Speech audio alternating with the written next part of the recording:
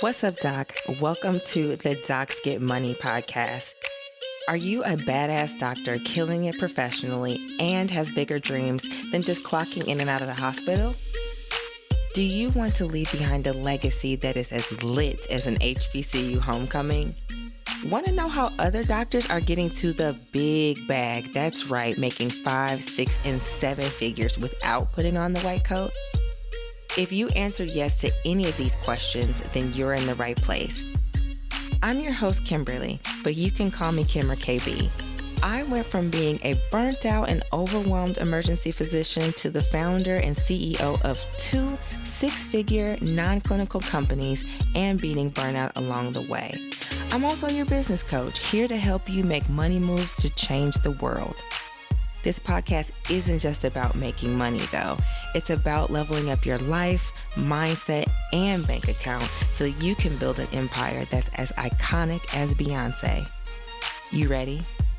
Let's get into it. Picture this. You're sprinting out of a building engulfed in flames. The very structure you once revered as a temple of healing now is nothing but a towering inferno of burnout and frustration. Behind you, the endless nights, the thankless shifts, and the corporate medicine structure controlling how you practice are all consumed by the blaze. Up ahead, you see nothing but freedom, clarity, purpose, income, and impact. That's where I come in. And from side hustler to CEO, my signature one-on-one business coaching program, you'll start your own fire by launching your first profitable coaching, consulting, or midterm rental business and make clinical cash in 90 days or less. That's right, 4 or 5 figures in 90 days or less. This is for the doctors who feel like every shift is a dumpster fire, unmanageable, or just out of control. Let me help you rise from the ashes, thriving, and with a business that brings you life instead of sucking it out of you. Ready? Slide into my DMs on Instagram at Dr. Kimberly B with the word out, and let's turn the burnout into the bag. Hey everybody, what's up, Doc? Thank you so much for joining me again for yet another episode of the Docs Get Money podcast. It's been a little bit since I have recorded an interview, but I have been super excited for you guys to meet this doctor, Dr. Andree LeRoy, that I have sitting in front of me. She is a medical extraordinaire. Since I've met her, since I've encountered her, she has so many hats and so many different titles. I'm going to let her give a more proper introduction, but just want to say, Dr. Andree, thank you so much for joining me on the Docs Get Money podcast, and please take some time to introduce yourself to the audience. Oh, thank you so much for inviting me to be a part of this. I'm really excited to share and to have this wonderful conversation. My name is Dr. Andree LeRoy. I'm a medical doctor and medical intuitive. I work with healthcare professionals who want to pivot into wellness careers so that they can thrive. I also work with spiritual people who want to improve their health. I wear many hats. So I have a coaching practice, which I love and adore. I have a micro practice in Los Angeles where I work with people in functional medicine, lifestyle medicine, who are ready to take their health to the next level. It's a hybrid practice, mainly virtual and then in person, because I mainly reside now in Boston, Massachusetts, where I am on faculty at Harvard Medical School. I work at Brigham and Women's Hospital as a physiatry consultant. I'm in physical medicine and rehab, the best kept secret in medicine. And I also am boarded in lifestyle medicine, trained in functional medicine, in addition to physical medicine and rehab. So, and I have a master's degree in spiritual psychology. Wow. Okay, because I knew, I'm looking, of course, at the bottom, and I knew you had a Master's of Arts, but I didn't necessarily know what that came from. Okay, so back us up. Tell us from the beginning. Walk me through how you even became a medical doctor. And of course, I'm going to get into the medical intuition and the spiritual psychology side, but let's just talk about medicine first. How did you start to even want to become a doctor? Well, I think it was pivotal because I was actually a violin performance major in college. I play the violin, and my dad had a massive heart attack during my first year of undergrad. Mm, And I went and I saw all the lines in the tubes around him in the hospital. He had an angioplasty, the whole shebang. He was in the cardiac step down unit. And I realized, like, I just felt something inside told me, like, oh, this is where you need to be, hmm, in a way that I hadn't felt before. I come from a lineage, so my mother is Jamaican and Scottish with a little Cuban in there, and my dad is Haitian and French. On my father's side, I have 19 physicians in my family. hmm. And my uncle came here, migrated here from Haiti for the physician shortage because of segregation in the 50s. You know, people of color had to go to other hospitals. There weren't enough physicians of color, so they recruited physicians of color. If you were black or Jewish in Chicago, you had to go to one of these other hospitals, of which my uncle was at. And so a lot of my family members became physicians. I ran away from it for very long. I tried everything else. I became a massage therapist. I studied herbology. Did research in a lab. I worked for a stockbroker. So I did like a 2 year gap and tried all these things and realized it wasn't going to be stimulating enough. So Hmm. then I decided to take the plunge. And then my mom's side is like natural healers, Hmm. herbalists, very salt of the earth people.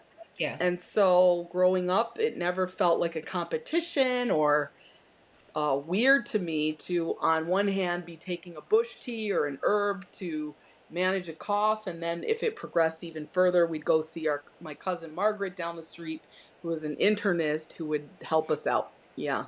Yeah, that's Hmm. amazing.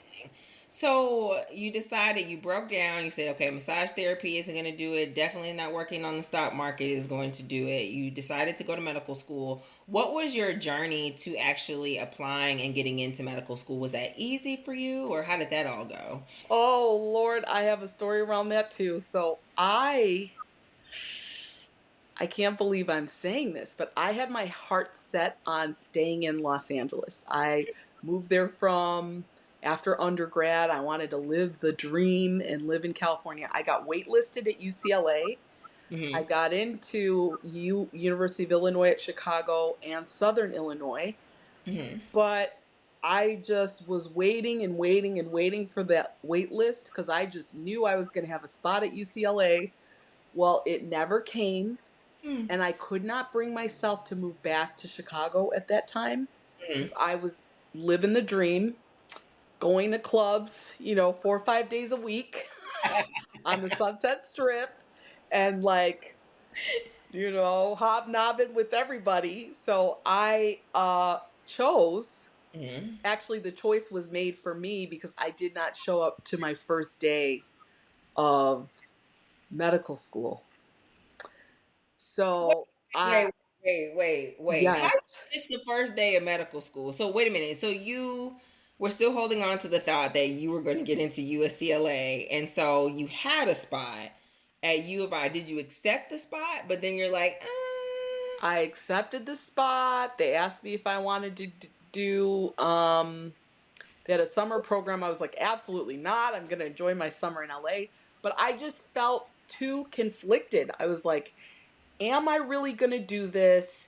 Is this really the path I want to take? I was seeing my uncles and aunts who were tired. yeah, Like this was in the 2000s. I'm dating myself. So like everybody was starting to get tired and like reminiscing on the good old days, and healthcare's getting worse. Well, it's progressively gotten even worse. right, But I was very hesitant, and I had this last minute, psychological doubt, imposter syndrome that was going on in my head that was like, who am I to think I can do this? I'm at the club 5 days a week. How am I gonna go and, sit down in front of a book and, like, you know what I mean, ruin my life and do all this stuff? Like, I am not doing that, no, that you sounds know? terrible. And so like days before I was supposed to, register because I had accepted to Mhm. University of Illinois at Chicago, but I didn't quote unquote register. So days before I had this crisis and I was like, I'm going to pursue an acting career. Forget medicine. Mhm. So, and I went into denial. I was a no call, no show. So they were expecting me, but what's so magnificent about the universe, my friend from undergrad, I'll never forget, she had applied as well and got waitlisted everywhere, including UIC. Mhm. The moment I dropped out, she got in. Oh, that's amazing. And so she became a doctor. I stayed behind another year. They were like, these schools were pissed. They were like, you know what? No. Like I was like, can I just defer? Can I just defer a year and I'll come next year? They're like, it's too late for all that. They were like, what you can do is we welcome your application again next year. Hmm. So then I got terrified. What if I never get in? This Mhm. really is a calling. This really is what I want to do. So that's what my whole essay focused on, how I Hmm. was not ready and how I spent the year preparing myself for readiness and Wow. really checking in with myself about, is this the decision I want to make? So I had to apply and then I had to interview 5 times Mhm. because I wanted to make sure I really wanted to go there. At the University Of of Illinois at God. Chicago. They Wow. they said they interviewed me 5 times. They would not do early decision, probably because what I had done the year before, Mhm. and then I finally did get an acceptance. Okay. And Yeah. was that at the time when you applied the second time? Was that the only school that you applied to, Oh or? no, I applied to UCLA again because I just knew I was getting in there. And I was not honest. Oops, I was not honest a with UCLA. They had a post bac program that you could do if you had not been accepted to any medical school. And I had record of my, I guess back then they didn't check. I had record of not getting in, being on the wait list for UCLA. So I did a post-bac program that year, but I met people. I was so ashamed of myself because in my first week of my post-bac program, I met a woman who had applied 7 times. She had much better grades than I did, Hmm. much better resume. And she's like, if it's not this, I'm going to Guadalajara. I met another guy who had been rejected twice, higher GPA, higher MCAT scores, and who was also, it's not about being, underrepresented in medicine because he was as well. It was just he was applying on the West Coast, which at the time was more competitive, Yeah. and I was applying mainly in the Midwest, although hoping to be on the West Coast. And I applied late. I applied so late. November is when I started my applications. So who was I to think? It was then that I came in touch with my own sense of entitlement and Hmm. really realizing like this is no joke and it's possible I may never get in again. I Hmm. could have blown my only opportunity to Hmm. do this, and I really humbled myself. Hmm. Hmm. Yeah, that sounds like it. So after you got into the University of Chicago, after they interviewed you 5 times to make Yeah. sure, like, do you want to do this? Yes or no? How was your experience in medical school? And I guess where did you find your passion, or where did you find your interest? And we call it, outside of your specialty, we say PM&R, which is not, it's a short, but it's physical medicine and rehabilitation, and lifestyle medicine. Where did those interests start to come into play? Yeah, so I wasn't sure about being a doctor for a long time because I was so into natural healing. Mm-hmm. I worked as a massage therapist. I studied herbology as an undergrad. I learned about traditional Chinese medicine and I really wanted to integrate the two. And I felt like physical medicine and rehab was the perfect world to do that because we're not focused just on the one thing about the one diagnosis. We're more focused on the whole individual, how we maximize function, and we use a lot of modalities outside of just medications or surgical interventions. And so it just, even though it was this not so well known field, like nothing brought me more joy than like seeing people recover. And as Mhm. a massage therapist, I got to see a lot of that because I worked part time as a massage therapist. They say don't work during med school, but I needed to for my own sanity. Yeah. So I worked like a half a day a week at the sports medicine clinic at University of Illinois. Had massage therapy, but it was actually a rehab physician's office. Like the Mm. sports medicine doc for University of Illinois at the time was a rehab physician, unbeknownst to me. And a lot of the people that came for massages were clients of his. They raved about him, and then my same friend who got that spot that opened up, Mhm. she was like, "Let me tell you about PM&R. It's amazing. You should do this." And I was like, "Okay." And she also pushed me to then Mm. apply for a clerkship at Harvard. They had one at the time they still do, for underrepresented minorities who want to come. They will house you and give you a little stipend, and you can rotate through. The attending that I worked with raved about me. She thought I was excellent, amazing, and really like supported me in applying for my residency. And yeah, she really loved the fact that I liked the integrative approach, that I Mhm. had a great bedside manner. So Mhm. it just felt really good. Yeah. I love that. I love that. So while you were side hustling, that you're Hmm. not supposed to do in medical school, that's when you were really able to be exposed, it sounds like, to PM&R. And it sounded like it was the perfect blend of everything that you've ever wanted to do. It's not just the rigid rules of maybe internal medicine or the strict rules of surgery, or even um I would even say, and would you even say it's kind of a blend of neurology as well too? Yes. And so that's the thing I love about it is we do 9 months of neurology. We do about 7 months of ortho in our training, Mm. but we say we don't own any specific body part.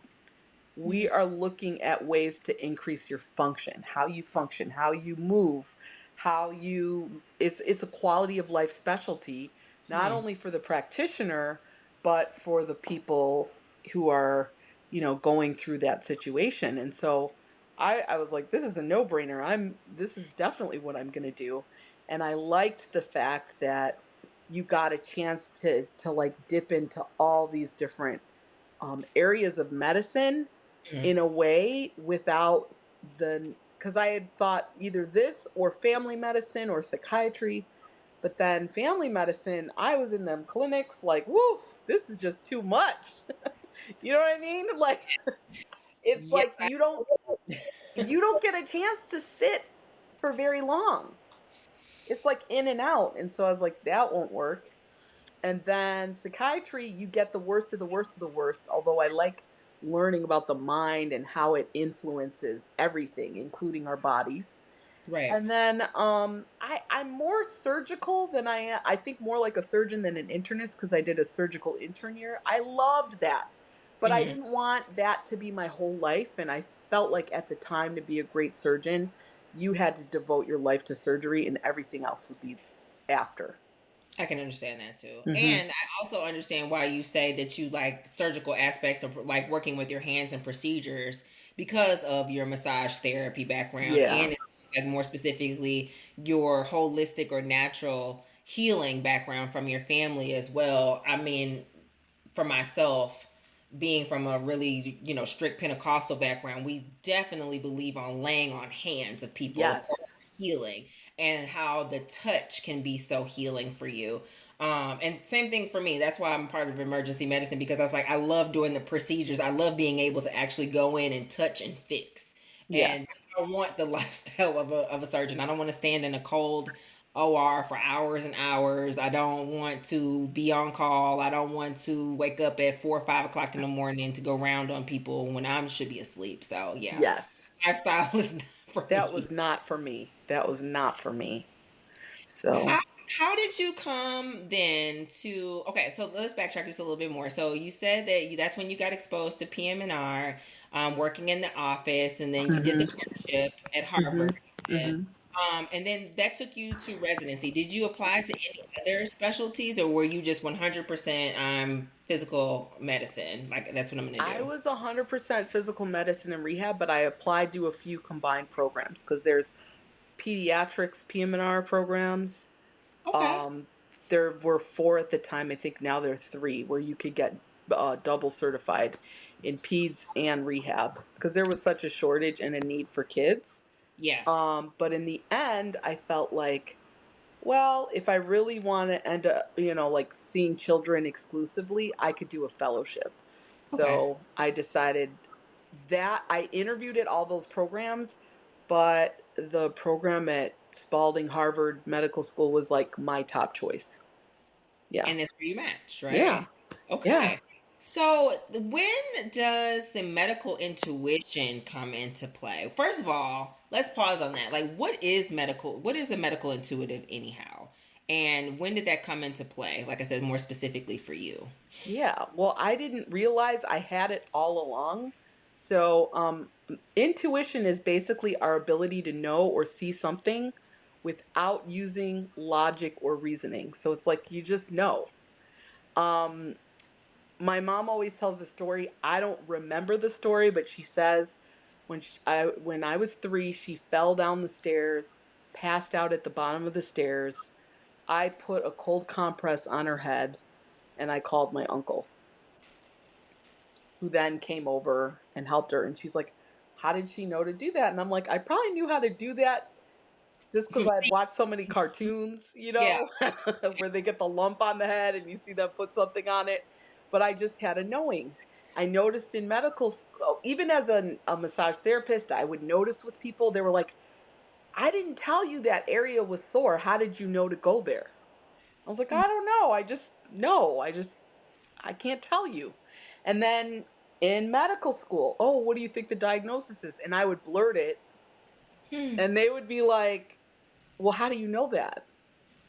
And I was like, "I don't know." "Well, I don't know. Let's check. We have a differential diagnosis." So I usually can experience, feel, see things.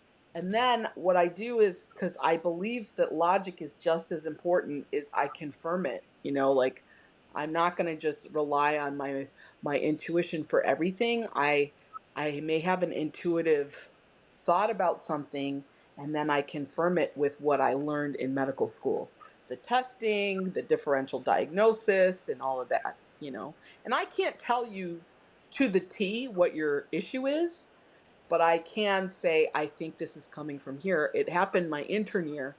I got cussed out. I was at Grady Memorial Hospital in Atlanta, Morehouse School of Medicine. My senior was like, "LeRoy," that's how he spoke, "LeRoy, what the hell you doing ordering a damn CTPE protocol on this man?" I was like, Hmm. "Well, he just looked short of breath, so I thought," and he starts to like just rail into me in front of everybody. "You know the cost of medical care down here is not good, and you are wasting time on unnecessary tests and da da da da da." And then the second year runs in like, "Oh my God, we got to get him to the ICU. We got to get him to the ICU." And we were all like, "What's going on?" They're like, "You didn't see the results of the CTPE protocol? He's got two massive PEs. We got to get him set up for a thrombectomy. We don't have time." And I was like, and then I looked at my attending. I mean, not he was my senior. Dr. Williams, Reginald Williams, never forget. I was like, "Well," that man ended up giving him tickets to the Masters because he thought he was the one who saved his life, Interesting. but it was actually me. Interesting. Hmm. Interesting. So that is how your intuition, your inner knowing. Of course, we it feels like in the house of medicine we say that you have to develop that over time, that clinical gestalt. I think that's how we say it in the house of medicine. But it's just like you said, you came to the job just knowing what was up. Like you just came to this planet just knowing, oh, this is what's going on, or I think that's what's going on. Let's just pursue that a little bit more. Yeah, How do you learn how to trust yourself and trust what you were feeling? Was there yeah. other times that people were maybe doubting what you said, and you know you were wrong, and that made you think of something that maybe you were wrong about your voice? Absolutely. But usually it's not in the medical realm, it's usually in relationships, um, and the like, where I've thought something and it was like totally inaccurate. But I Hmm. think everybody has an intuition. The thing about me that was unique is I wasn't deconditioned out of using it Hmm. Say more about because of so growing up, I grew up with an aunt who's has no medical training, but she has two physician daughters. Aunt Cosette, she was a medical intuitive. She knew, like, oh, you have a uterine fibroid. You've been drinking too much coffee, huh? Like, she could just tell you, but she could tell because the more she learned about the anatomy, she used to read a lot of prevention magazine and all these other things. It was just her hobby, but she just had an inner knowing about things it. Wow. that, and seeing how she worked, being with my family in Jamaica on, you know, on the farms or in the bush, we Hmm. would call it, and everybody's naming off the different herbs you use. Oh, you use this for diarrhea, use this one for your nausea, you use this if you have a cold, blah blah blah. This one's for pain, you know. I think I was not deconditioned out of not listening to that voice inside. I doubt myself every single day. I doubt myself, but I don't allow it to stop me from moving forward. And that's the thing. It's like courage. Part of using your intuition is just taking some courageous action. You know, courage is not the absence of fear. It's the willingness to act in spite of the fear. It's the Yes. same thing with your intuition. It doesn't mean I don't doubt myself and like, what am I nuts? And like, even that day, I felt yay big when my senior was just chewing me out. Hmm. But then the test result came back and I was like, here's confirmation. So I always recommend for people who want to develop their intuition, don't start with something big. Don't start with like, should I leave the man or not? Don't start with something major who I've been with for the past 20 years. No. Start with something minor like,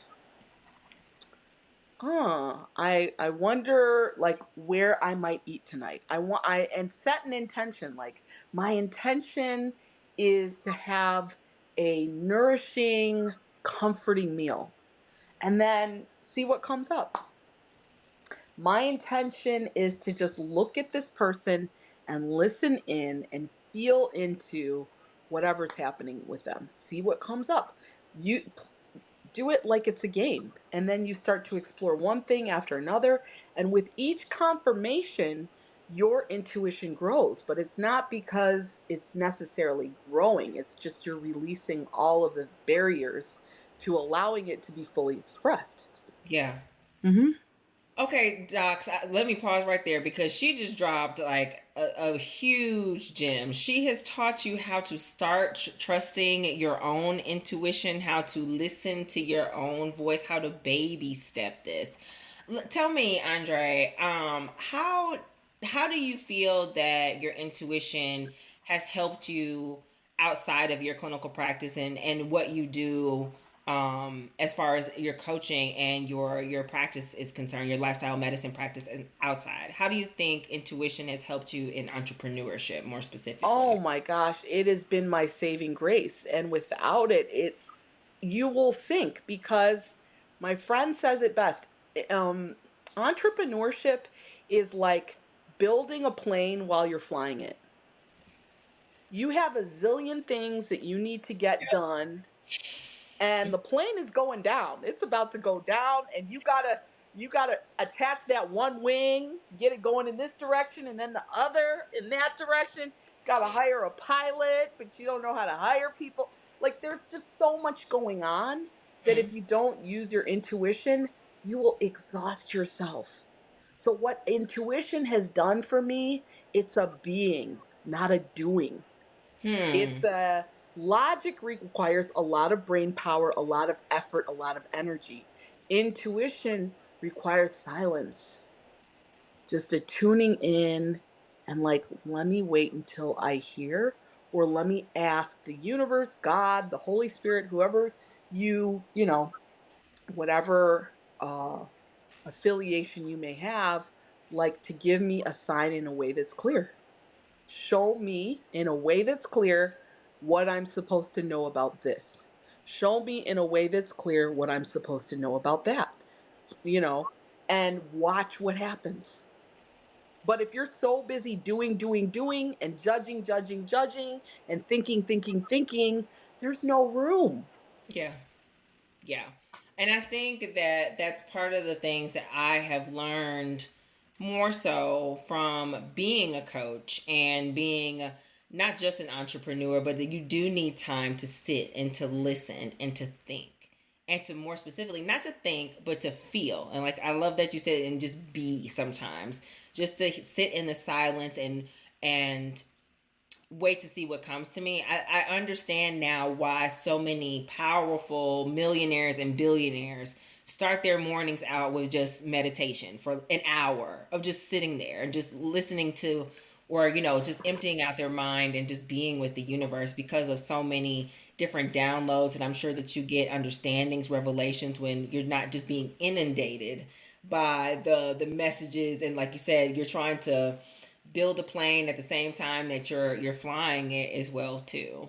So I love the fact that you said that it's just all about sitting and chilling and relaxing and just listening and being part of a being situation. One of my favorite entrepreneurs, as a matter of fact, is Steve Jobs. And Oh Steve yeah. Jobs always talked about, he's a Pisces too, so that's another Oh. thing. But he always talked about how following his intuition was the biggest thing. And I think Apple is still a testament today about how following your intuition can be so powerful and can make you so much money when you listen to be true. What are your thoughts about that?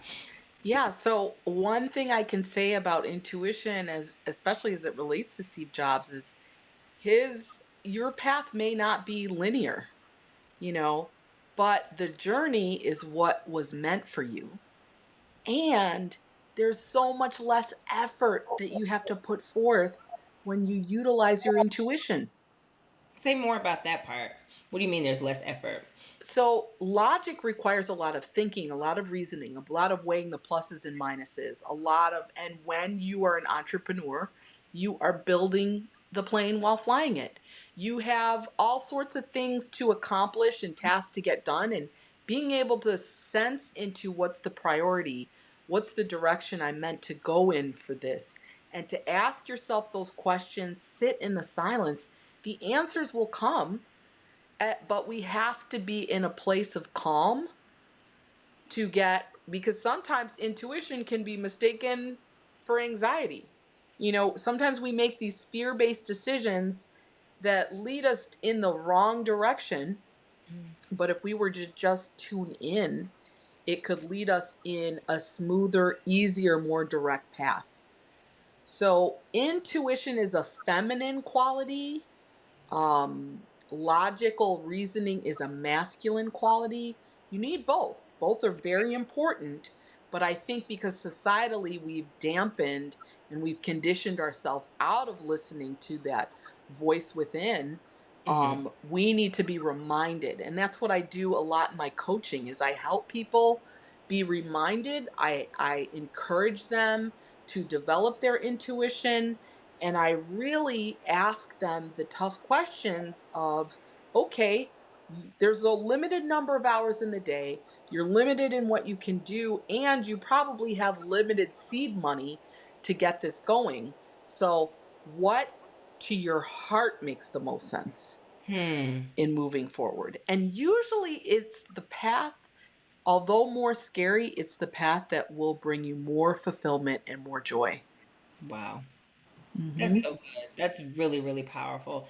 And so let's pivot, since you brought it up. Let's talk about your coaching and let's talk about your practice. You do a couple of things outside of medicine. Of course, this is the Docs Get Money podcast where we talk Yes. about all the ways to get money outside of medicine. So tell us a little bit more about your practice and your coaching as well too, please. Yes. So I have what's called a micro practice.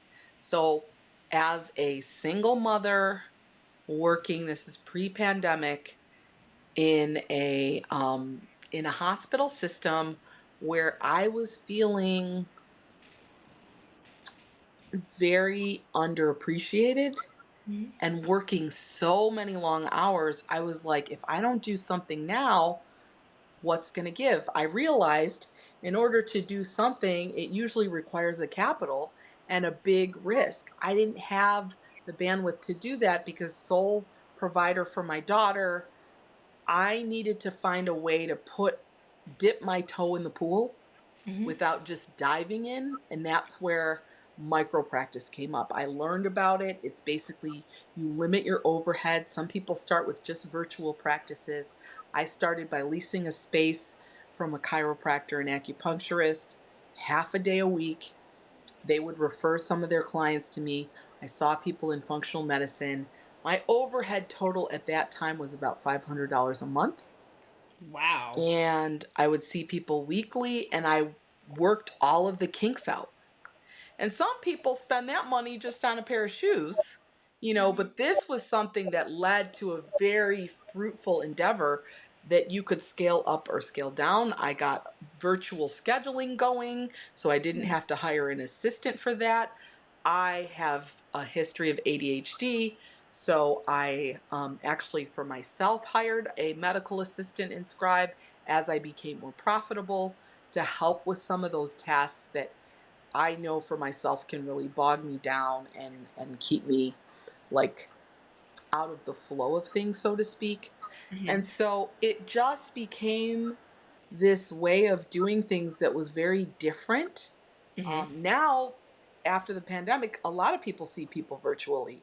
A Yeah. lot of people have micro practices in these side gigs. But back then, this was like, you do what and where, and you still have a regular job. And so, as I scaled up my micro practice, I was able to scale back on my hospital work.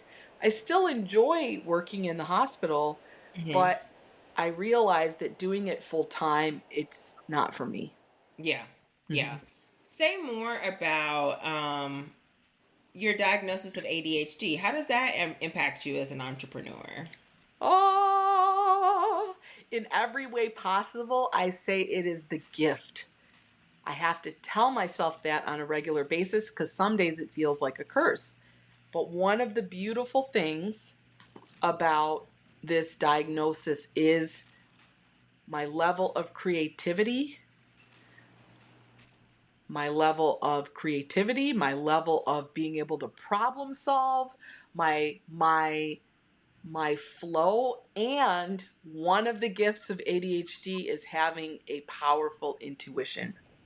So for me it's been, and I have to tell myself this every day, that it is the gift. It is the gift, but it's not the stereotypical and traditional. It's a break from tradition, is how I see my neurospiciness. Meaning, I'm much more creative. People with ADHD have a very highly developed sense of intuition as compared to others. We just have a knowing, and our ability to problem solve, think outside of the box is tremendous. Mhm. Where I feel bogged down by ADHD is in the mundane, things that don't interest me. And I had to overcome my own objection to hiring others to support me with that. But in doing so, freedom like you could never imagine. And when I forget, because I wasn't diagnosed with ADHD until I was 33 years old.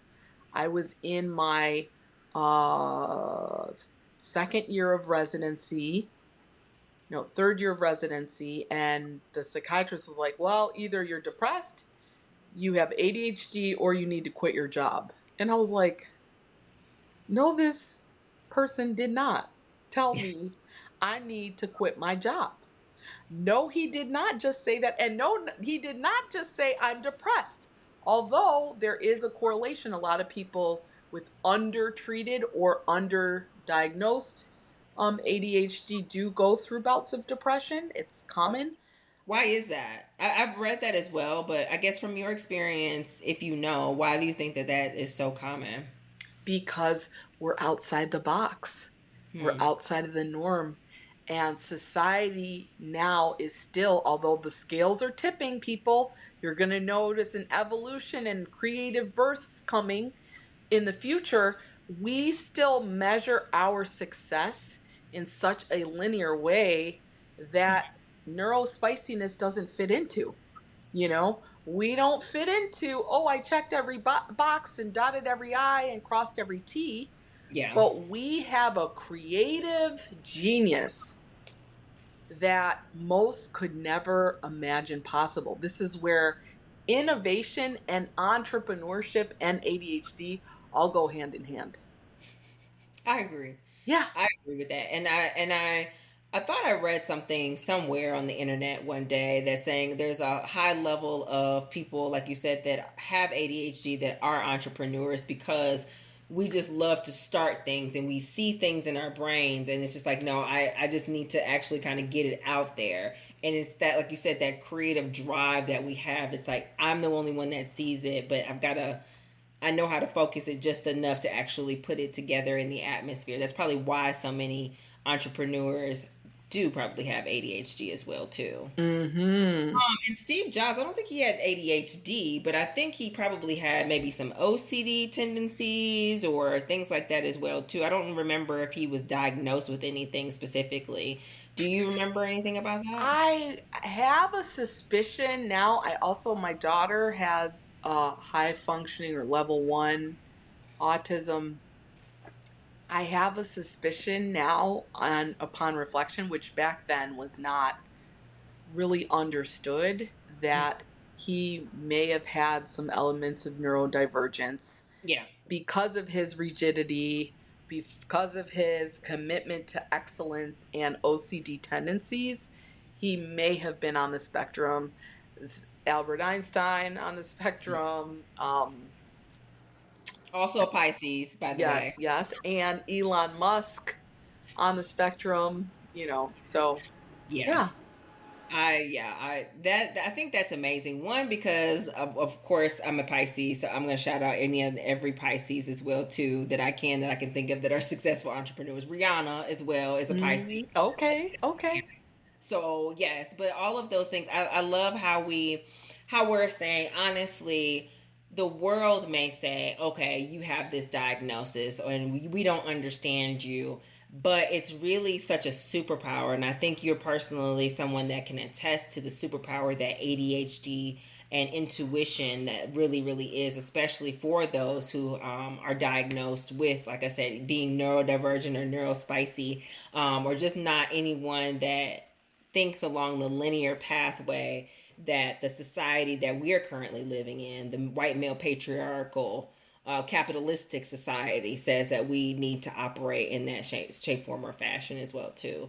So I'm super glad that you double tapped on that. I think that's really important. The other thing I wanted to ask you is, of course, you told me a little bit about your micro practice. Tell me more about your coaching and how did you start coaching? Oh, Did that even start coming to be a thing? oh my goodness. So it was kind of simultaneous and synchronous. 2008, I'm dating myself again, was when I first met Eddie Phillips, who runs the Institute of Lifestyle Medicine. He is the founder, and he was my mentor. And I used to present at his conferences, and I learned about coaching. And then I'm in clinic. This woman comes in one day, and at that time, I was still a resident. I was concerned that I had ADHD and didn't know it. Hmm. And she says, "Oh, I'm here for my back pain." And you know how they have the resident go first, then the attending. And she's like, "And I'm an ADHD coach." That was her career. And What's that? I was like, "Oh my gosh, do I need this woman in my life? Does she Yeah. know that I am like at the hospital till midnight typing up these notes? Does she know that I'm like, it takes me so much longer to like, or I'll forget to put in that one order, or, you know, I'm liking the changes in directions. I spend too much time shooting the breeze with the patient or two." I'm like, what? There is such a thing? So I started seeing her as my coach, and Mm. my growth was so like incredible. How Like, did she help you? How did she help you? Because I well, identify as with so many of them. Always behind on my charting, and I'm talking for 15 minutes in a patient's room. So tell me a little bit about how working with her as a coach, how did that impact you and how did that change you? I mean, Mary Hurwitz, God bless her, game changer. Hmm. Here is a woman with ADHD that was a powerful, successful woman in her own right. What she changed for me was she was unapologetic Hmm. about the aspects of her that just didn't work. You Hmm. know, like it's I think it's harder for women with ADHD in that a lot of us are conditioned to be like wonderful homemakers and chefs and like having all this order and beauty and all of this all around us. Well, I can do that with support, Yeah. but left to myself, I'm unpacking and it just doesn't finish. So Yeah. she helped me realize that let go of all of the things, these mundane little things that are dragging you down, and delegate to someone else. I had a phenomenal assistant at the time, and I couldn't believe how quickly she could do stuff. Like, I'd be in my head for hours, like, oh, I need to call the parking office about that parking ticket. I need to call the park. Don't forget to call the parking office about that parking ticket so you can. And then a week goes by, and then I have double the fine because I never called, you know. Yep. And I Yep. had this assistant now, and she was taking care of all of this. Do you know what kind of weight that lifts off a person's shoulders? Yeah. I And can we just are higher income earners. Why? And this is my frustration with traditional medicine. Why are you forcing us or requiring us to operate below our skill set? I'm Hmm. here to be a thinker. I am here to diagnose, treat, implement treatment plans. I'm not here to click on the doc query about my medical billing and Come on, somebody. I know it's an important part for the hospital to get paid, but it feels like this could be handled by someone else. Yes. And then the other thing is starting. Initiation was always hard for me. Once I get a note started, I'm good. So having a scribe, oh, wow. What a game changer for me. For me, I know for some, they have other struggles. So she helped me really let go, and she helped me work on completion, Hmm. bringing things to completion. What are the cycles of action that are holding up your mind space and your energy that are keeping you from being able to focus on what it is you really love?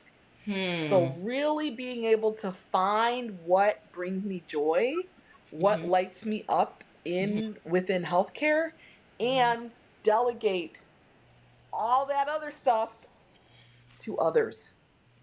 I love that. So how long did you work with her and was that your first experience being coached as well since you learned about what coaching was? That was my first experience being coached. I coached with her for 2 years. Mm. Then I did a lifestyle medicine fellowship, and part of the fellowship, Beth Frades, who's the current president of the American College of Lifestyle Medicine, became my coach. She coached me for a year. Mm-hmm. It was incredible because that was wellness coaching. And what I realized from there is I want to have a coach like all the time. There have been times in my life where I've had three coaches, Yep. times in my life where I've had two coaches. I have coaches for different things. I have wellness coaches, weight loss coaches, uh, uh, business coaches, entrepreneurial coaches, spiritual coaches. I even hired a parenting coach I was with for 3 years. So for me, it is the way because what I know is you get much further and you Mm-hmm. make many less mistakes, Mm-hmm. and you have an accountability to your own transformation when you Mm-hmm. work with a coach. So let's backtrack just a little bit. The common question that I get asked so much is what is a coach? And what is coaching? And how would you answer that if someone was curious to know your definition of what is a coach and then what is coaching? So, what is a coach? It is a guide, it is a support, and it is an accountability person that helps you realize a goal that would be very challenging for you to achieve on your own. That's what they are. Now, the thing about the coaching world is not everybody has the same training. And what I will tell you folks who are thinking about hiring a coach, your coach can only coach you as far as they've been. So work with the coach who's working on themselves and work with the coach who gets coached. Because I meet many doctors, and no disrespect to any of you who are doing this, but there's a lot of doctors out here that think, oh, I'm a doctor, I talk to people all day long, I can be a coach. No training, no nothing. And they say, I'm a coach of this and that and the other. That doesn't really work, because that coaching dynamic is very different than a doctor-patient dynamic. So then they are wondering, why am I not getting the results I was hoping for? Why am I exhausted? And it's because you're so busy telling them what to do, like a doctor, rather than sitting knee to knee with them as in a collaborative way. You're playing tug of war when you need to be dancing. So I got my first coach training in 2011 with Well Coaches, but I realized I wanted to know more. I wanted to be really good at it, Harvard person, you got to be the best of the best. Doctors, we always want to be up at the top. Yeah. So then I decided, after meeting these phenomenal people on this yoga retreat, I was like, I want what you have. What do you guys do? They're like, oh, we went to school for spiritual psychology. They have a coaching school. They also have a program that's focused on health and healing. They have another program focused. I was like, for real? And then my friend was like, just go for a weekend, see if you like it. You can always drop out, or you can continue on and get a master's degree. And that's exactly what I did. So I mean, when we talk about 100x my intuition, once I was able to I had a process and an agency to let go of my limiting beliefs, let go of heal past traumas, deal with my intergenerational patterns that were showing up in my life, and really listen to what my heart had to say. Honey, it just exploded. My intuition became like, woo, like magnified. So where did you end up going to get the spiritual psychology degree? So I went to the University of Santa Monica, and so I would fly every month from Boston, because I was living in Boston at the time back then, to Santa Monica for 1 weekend a month. I did it for 3 years straight, actually, and then I got a master's degree. Second year, actually, I ended up having my daughter, so I moved to California. And then that third year, I was 100% in California. But yeah, people were flying from all over the world, Switzerland, Germany, to pursue this degree. It was life-changing. The couple, they're 2 PhD psychologists that started it, have since retired. The program still exists. There are workshops you can do. But there are other programs out there. I know Pacifica Institute has a program, and other places where you can learn. But really what it is, which I loved, is experiential learning. So from your first week, you are sitting in chairs and learning how to coach others, learning how to counsel them. And then you have a person who's like an observer of you, who will offer you feedback on how you did. And I'm assuming they also teach you tools and other techniques in order to help people move past limiting beliefs or different fears that are coming up. You brought up ancestral trauma. You brought up but lots of spiritual things in their background as well too. Did that also help you with those things as well? Yeah, I mean, you learn how to support another's healing and your own healing, spiritually, mentally, physically, and emotionally. So they teach you tools on the physical level, tools on this emotional level, mental level, and spiritual level that can help support your healing, your upliftment, and your growth. I love that. I love that. So from completing that master's degree, did you then decide to open up your own coaching practice? Is that how we got led into today? Yes. And so I had coached people before, but it was mainly around well being, wellness. Mm-hmm. But it really started to take off after I got my degree in spiritual psychology. And nothing brings me more joy. Just like in rehab medicine, you get to see people shift and transform and learn to walk again and learn to talk again and get stronger and get better and they feel like a lot of people who've been through these traumatic experiences then feel like, wow, life's even better, even richer, although I might have a physical limitation. The same thing goes for spiritual psychology and coaching. You get to watch people transform Yeah. before your eyes. Yes. What could be more powerful, better? Like, what, like, the sense of fulfillment I get from being a witness to that is Yeah. incredible. Yeah. No, 100%. I feel like that as well too, and I'm so glad that you brought that up. That's part of the reason why I decided to become a coach is because one, I knew I had a business that was helping people. Mm-hmm.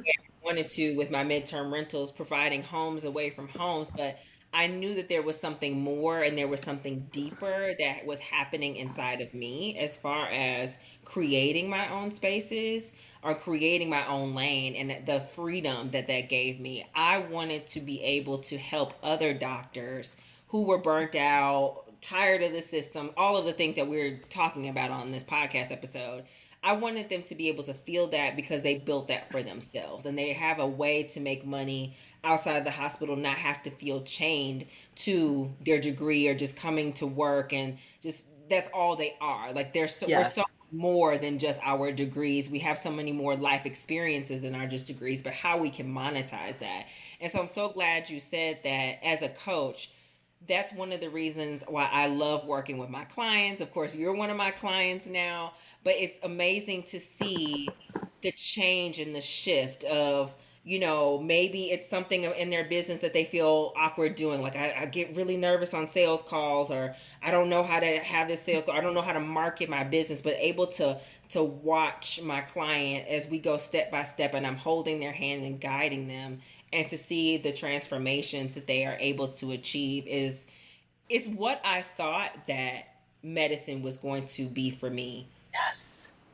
And it still is from time to time, but I can almost always guarantee that same level of impact and transformation when I'm coaching, and I can't always, guarantee that when I'm at the bedside as much as I would like to. Yeah, because what you come to the realization that some people don't want your help Hmm. as much as they just want the pills. Yeah. Some people don't want to grow, and there's nothing wrong with that, and that's okay. But for those of you who are out there who are seeking, who are wanting to grow in your consciousness, who are wanting to leave a legacy so that your family patterns can be transformed, or you're burnt out and you're just spent and overthinking and tired. And let me tell you, your degree can take you in so many different directions that you may not have ever even considered. Yes. It doesn't mean you're not a doctor anymore. It just means you might have a farther reach or a more unconventional reach than you Hmm. previously did. So, my encouragement to anyone is find a coach that resonates with you, Hmm. work with them, and like watch and wait for the magic to happen. But don't be afraid. Be afraid, but act anyway. Have the courage to take the risks to do stuff that is outside of the traditional path. So good. So good. Those are gems being dropped, y'all. I hope y'all are taking notes. Please take notes on this podcast episode. This is so good. Dr. Andre, tell us briefly before we have to wrap up. Tell us about your specific coaching and how you coach now. Of course, you say that you said at first you were really coaching around more wellness, health, and wellness. But tell me and tell the audience a little bit more about your coaching practice now, and if anyone is interested in working with you, let us know how they can get in touch with you as well. Yes.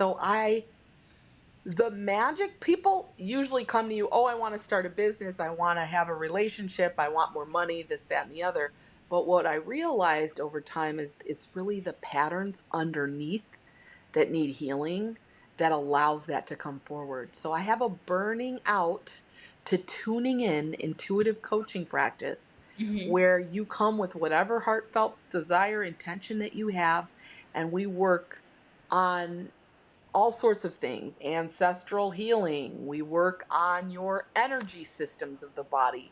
We can work on your mindset, your emotional, help you process some of the emotions that have held you back or held you in doubt and fear, so that you can have breakthroughs and thrive.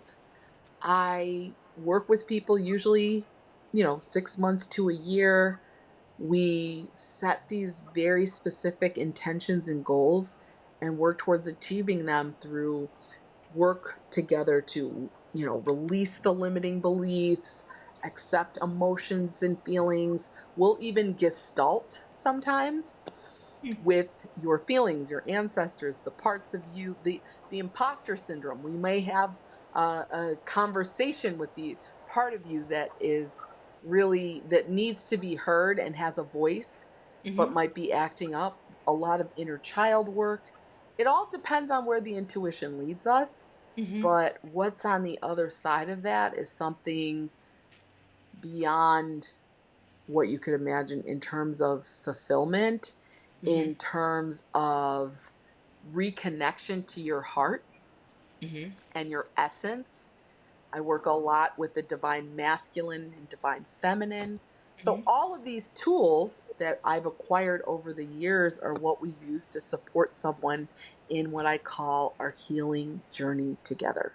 I love that. Tell us briefly about some of the clients that you've already worked with. I am privy to know just a couple of your clients, and I know the amazing results that they've been able to get. But maybe share with us some of your favorite client wins of who's worked with you, as far as even lifestyle medicine practice, if they wanted to build that on their own, or even working with you as an intuitive coach as well. Yeah, so with the lifestyle medicine, I have a micro practice maven coaching program, which I help people start practices. I have some people who have built six-figure practices as micro practices. I have others who have started businesses, who have built brands, who have done some pretty amazing things in the world. I think the ones that bring me the most joy, I get a couple from time to time of these medical mysteries. No one can figure out what's going on. They need help, but what we realize is every physical malady has a metaphoric pattern on the emotional, mental, and spiritual levels. So I've had people with GI distress, can't figure abdominal spasms, can't figure out what to do. They've seen this person, umpteen number of specialists. They come see me, we work together briefly, and boom, magic happens. They're no longer having pain, they're no longer in distress. So, those situations, I get to use all aspects, the coaching as well as my physician hat. In terms of the intuitive coaching, one of the greatest gifts that I have been given from those experiences is watching the freedom Hmm. that people develop when they realize I did this or I can do this. You mean to tell me I made an extra $50,000 this year from my side hustle working a half day a week? Like, how is this possible? And it is possible, but we've been conditioned, especially during residency training, to think like this is how it is, suck it Yeah. up and do it. And we get conditioned into this malignant altruism, this like idea that I have to just do it and be a do gooder. and not dream beyond what's in the walls of these institutions, but there's so much more. I love that. I absolutely love that. And Dr. Andree, if someone is interested in working with you, whether it is to build their own micro practice, or if they are interested in learning more about this whole intuition thing that they're hearing us talk about, how would they reach out to you? Where can they find you? Yeah, so you can find me on Instagram. My handle is at DRLEROYM, just like Leroy Brown, LEROYMD.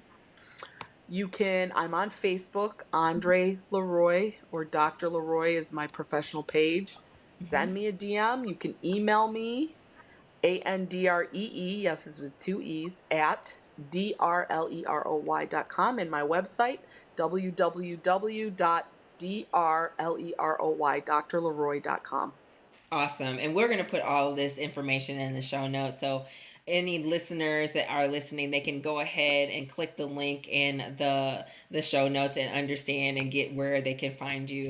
Thank you so much, Dr. LeRoy, Dr. Andree. I've called you all your names today. Is there anything else that you'd love to share with us about about your life or your experience about making money outside of the clinical setting? I think I've shared everything except for my gratitude to you.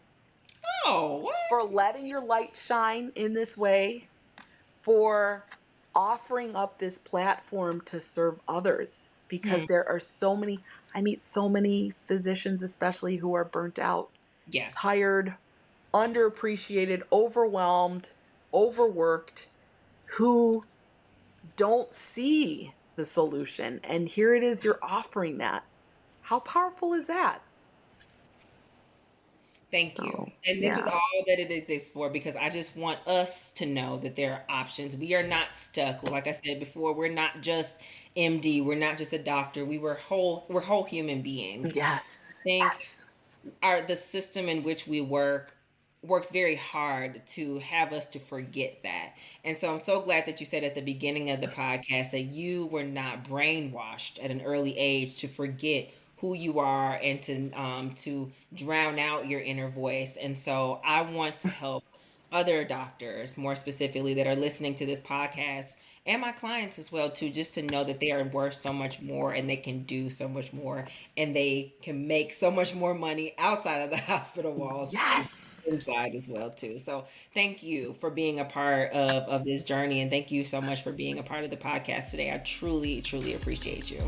All right. Thank you so much again. And yeah, this is beautiful. Thank you.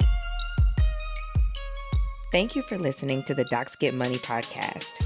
New episodes drop every Thursday wherever you find your favorite podcast. Share, comment, follow, and subscribe to the Docs Get Money podcast wherever you get your podcasts. And if you want to know more, visit me, Dr. Kimberly Brown, at KimberlyBrownMD.com, and be sure to follow me at Dr. Kimberly B on Instagram. And until next time, let's go get this money, honey.